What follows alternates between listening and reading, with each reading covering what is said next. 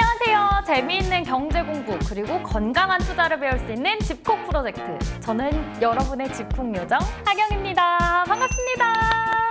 네, 제 곁에는 부동산 청약 시장을 지난번에 알려주셨던 한문도 교수님이 나와 계십니다. 네, 안녕하세요. 네, 네.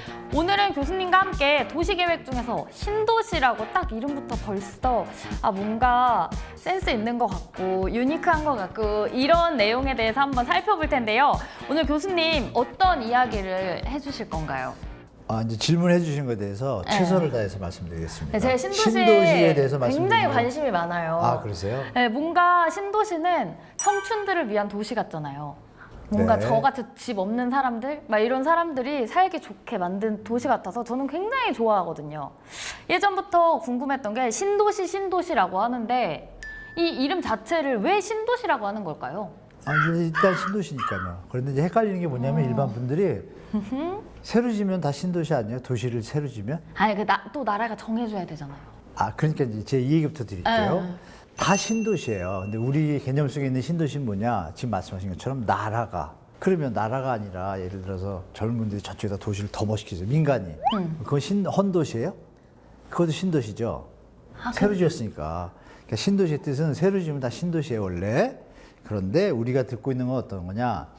LH에 익숙하죠. 네. 나라에서 한다. 신도시 정책. 뭐 3기 신도시, 1기 신도시 네. 이런 거 들었잖아요. 그러니까 대한민국이 이제 법을 어떻게 만들었냐? 해외에서는 영국 같은 경우에 이제 에베네저 하워즈라는 양반이 전원도시 신도시를 주창을 해가지고 전 세계에 퍼져 있어요. 이미 100년 전에 80년 됐나? 그런 것처럼 대한민국은 이제 LH가 생기고 나라가 발전하면서 이런 도시계획에 대한 기법을 들여가지고 야 우리도 짓자 해서 일기 신도시를 지었잖아요. 네. 노태우정부 때. 그때 이제 전 세계 신도시에 대한 기법을 다 들여와가지고 정한 게 어떻게 됐냐? 330만 제곱미터. 그러면 평으로 하면 이게 100만 평이에요. 그러니까 100만 평이니까 딱 끊어지잖아요. 그러면 100만 평인 거는 우리가 이름을 그냥 신도시로 하자. 이렇게 지침을 정한 거예요. LH에서. 자, 1기 신도시 발표합니다. 새로운 도시니까 노태우 때. 1기 신도시는 다 100만 평 기준에서 이제 들어가요. 근데 미니 신도시라는 얘기가 들린단 말이에요. 네. 그러니까 100만 평이 안 되는 것은 이름을 다르게 써요. 택지 개발 지구. 이름이 뭔가 없어 보이잖아요. 없어 보이는 거 아니에요. 없어 보이니까 미니 신도시라고 이름을 살짝 바꾼 거예요. 고급지게. 네, 그래서 100만 제곱미터 이하는 미니 신도시라고 다들 얘기를 해요. 근데 차이점 뭐냐? 신도시는 국가가 나서서 LH가 나서서 막 해요. 근데 미니 신도시는 지자체가 해요. 구분이 확실하죠? 네. 전 세계가 다 신도시가 있을 거 아니에요. 그럼 네. 거기도 100만 평이 아니잖아요. 네. 우리나라는 그렇게 정해놨다. 100만 평, 330만 제곱은 신도시 아닌 것은 그 법으로 하면 택지개발 업무 처리에 관한 지침이라는 게 있어요. 족지법도 있고. 그래서 그것까지 알면 피곤하니까 그냥 신도시, 미니 신도시. 미니 신도시는 지자체가 오케이 이렇게 하시면 되죠. 그러면 신도시를 개발하고 그 미니 신도시를 개발하면 부동산 시장이 계속 출렁이잖아요. 뭔가 그쪽으로 소문이 났다 하면은 땅도 많이 더 사가고 그렇게 되는데 그 이유는 무엇일까요? 그러니까 신도시가 생기면 헌도시에 살던 사람들이 갈 거 아니에요. 그렇죠? 단점이 하나 있죠. 교통이나 일자리나 이런 것들이 밀집되지 않으니까 그 약점이 있잖아요. 그런데 풀을 보면서 커피하우스고 카페하고 옛날 미사리 카페촌처럼 그런 데를 가고 싶은 게 인간의 기본적인 삶의 욕망이에요. 그러니까 그 신도시 옆에 카페를 멋있게 잔디가구로 살면 어떻게 돼요? 멋있죠. 거기 가겠죠. 고기분들은. 그러니까 그 땅값이 오르겠죠. 네. 식당도 마찬가지죠. 요 신도시 안에는 좀 비싼데 여긴 땅값이 쌀 거 아니에요. 네. 그런 부분들이 그러니까 원래 땅값보다 신도시가 들어오면 수요가 있으니까 토지 가격이 오르죠.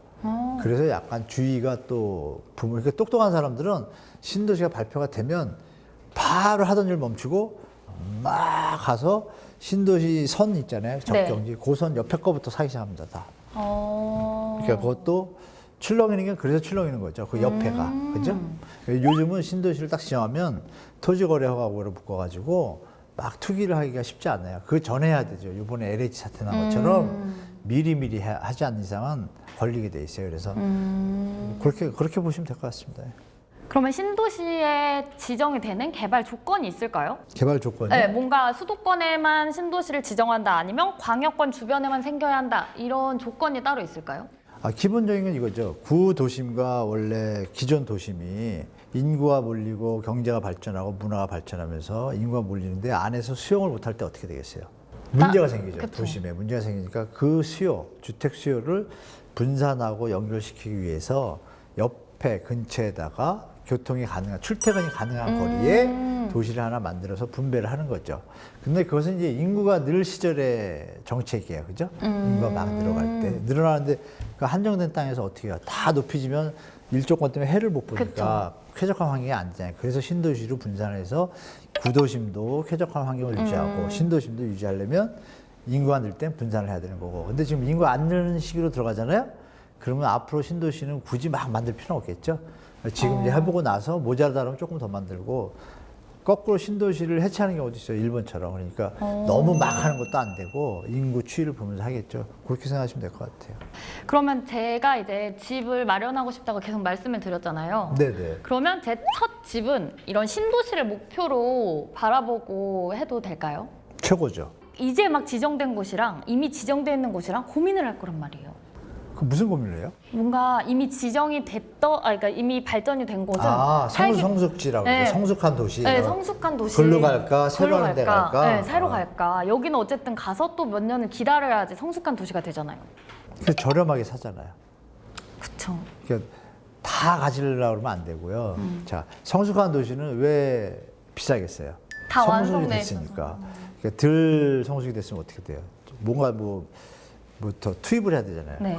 그 투입의 과정이 거꾸로 교통이 조금 늦게 오픈한다든지 또 학교가 근데 요번에 다른 것은 3기 신도시 예외 조항이 있어요. 뭐냐면 예전에 2기 신도시하고 1기 신도시에서 문제점이 그거였어요.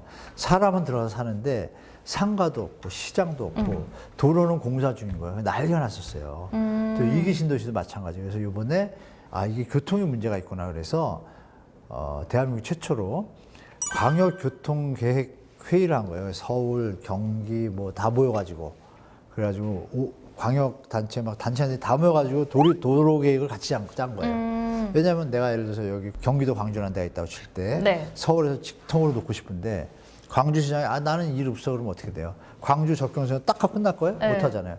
그래서 만나서 얘기를 하고 미리 얘기를 안 하고 공사를 하다 보니 가다가 부딪히고 이래서 많이 안 됐어요. 2기 신도시가. 근데 3기 신도시는 그걸 미리 다 정한 거예요. 그리고 3기 신도시 하면서 또 지역, 뭐 부산이라든지 대구도 광역시 근처에 신도시, 민신도시 생겨요. 거기도 이런 형태로 해요. 이번 신도시는 예전과 좀 틀리다. 교통계획이 확실히 잡힌 상태에서 가기 때문에 좀 목표를 하시고 최고의 대상에 또 AI 기술이 들어가요. 이게 잘 신문이 안 나는데 AI 기술에다가 스마트 도시라는 얘기 많이 들어봤잖아요. 예를 들면 아파트 안에 큰 이 컨베어 벨트 시스템이 있어서 이제 이게 도시잖아요. 만약에 네. 이게 도시예요. 그러면 이 가운데나 가장자리에 정수장처럼 딱 모이는 곳이 있어요. 근데 이게 어떻게 모이냐? 뭐 2동, 3동 아파트가 있다고 그 사이에 이렇게 통이 3개가 있어요. 자동통. 그러면 카드를 딱 대면 띡 하고 열려요. 띡 열리면 쓰레기를 거기다 딱 넣어요. 쓰레기봉투를. 그럼 얘가 알아서 휙 해가지고 아까 제가 말씀드린 거기까지 쫙 가는 거예요. 밑에 지하에 콤베어 벨트가 다 연결돼 있어요. 고맙죠. 음식물 쓰레기도 슉슉 다 가요. 그러니까 냄새가 안 나. 이게 3기 신도시예요? 기본이에요, 거기는. 2기 신도시도 이미 많이 했어요, 그걸. 그게 스마트도. 옛날에 유비쿼터 시티라는데 지금 3기 신도시는 100%예요. 오늘 되게 많은 걸 배웠어요. 광역 신도시, 그런가요? 네, 신도시부터 시작해서 미니 신도시, 네네. 그리고 IT 이런 것까지 다 접목되어 있는 새로운 이야기를 뭔가 배운 것 같아서 네네. 교수님과 한 해 할수록 집을 살 수 있는 희망이 좀 더 가까워지고 있는 네. 느낌도 들고 다음에도 신도시 개발에 대해서 이번에 알아봤으니까 또 다음에는 어떤 부동산 이야기를 해주실지 기대하면서 오늘 이 자리 마무리하도록 하겠습니다. 감사합니다.